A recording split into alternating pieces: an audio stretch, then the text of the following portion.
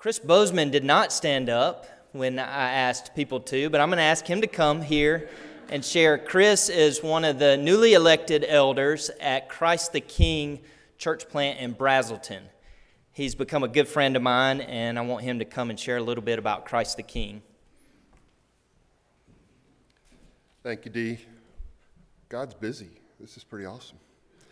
I am Chris Bozeman, and it's a privilege to be here to give you a report on Christ the King, a report to our very supportive partners in church planting.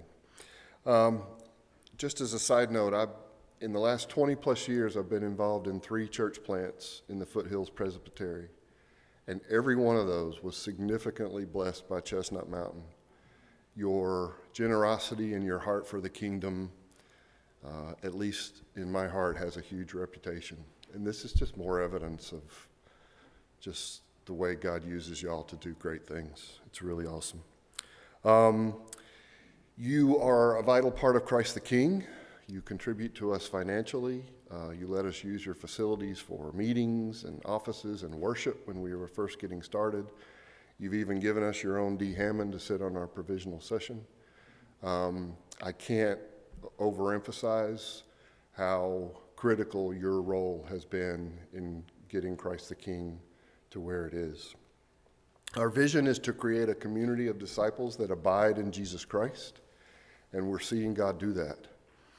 We, in the beginning of 22, had 66 communing members. As of today, we have 121 communing members, with several still in the membership process. I see people every week that I don't know, new faces, and I'll say that a lot of them aren't necessarily PCA folks, so that might be good news, you know. We had 6 professions of faith so far. God has been so gracious to bring us amazing leaders for our children's ministry, which we've just expanded, as well as a youth ministry, which we've started finally, and God's really blessing those. We held our first nomination for elders, as Dee said, in January, and elected 4 elders, and we also elected Buck Rogers to be our lead pastor for the official church. We also voted to ask Presbytery to allow us to particularize. We found out last week that they have granted that request. So we're going to get birthed.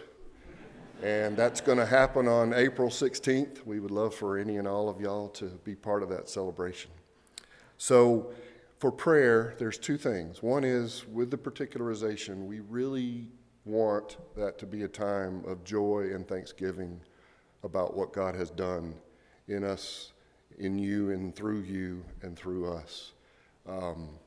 We all know this and we say it a lot, but more and more I'm realizing how true it is. Nothing happens unless God does it, nothing good. And he has done a lot of good things at CTK so far. So that's number 1. Number 2 is a little more pressing, and that is we're asking for an assistant pastor. We want someone that will lead our ministries and our staff, and of course we need someone that will love and lead our people well, and we're boldly asking God to have that person in place by July 1st. So please join us in prayer for that.